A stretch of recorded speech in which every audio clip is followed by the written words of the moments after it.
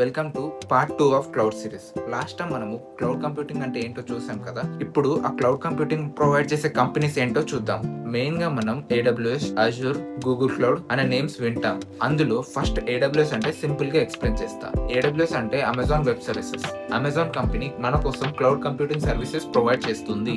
మనం ఒక అప్లికేషన్ ని బిల్డ్ చేసాం అనుకోండి, ఆ అప్లికేషన్ రన్ చేయడానికి కంప్యూటర్ కావాలి కదా. ఆ కంప్యూటర్ ని మనం కొనాల్సిన అవసరం లేకుండా AWS లో వర్చువల్ కంప్యూటర్ ని మనం రెంట్ కి తీసుకోవచ్చు.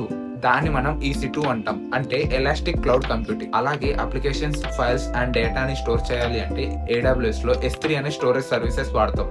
డేటాబేస్ కావాలంటే డేటాబేస్ సర్వీసెస్ ఉంటాయి, నెట్వర్కింగ్ కి కావాలంటే నెట్వర్కింగ్ సర్వీసెస్ ఉంటాయి. సో AWS అంటే ఒక సింగిల్ సర్వీస్ కాదు, different types of cloud services ని ప్రొవైడ్ చేసే ఒక హ్యూజ్ ప్లాట్ఫామ్. సింపుల్ గా చెప్పాలంటే మన ఓన్ సర్వీసెస్ కాకుండా AWS నుంచి కంప్యూటింగ్ రిసోర్స్ ని ఇంటర్నెట్ ద్వారా యూస్ చేసుకోవచ్చు. నెక్స్ట్ వీడియోలో AWS లో EC2 అంటే ఏంటో సింపుల్ గా రియల్ లైఫ్ ఎగ్జాంపుల్ తో ఎక్స్ప్లెయిన్ చేస్తాను. Thank you so much for watching. All the best.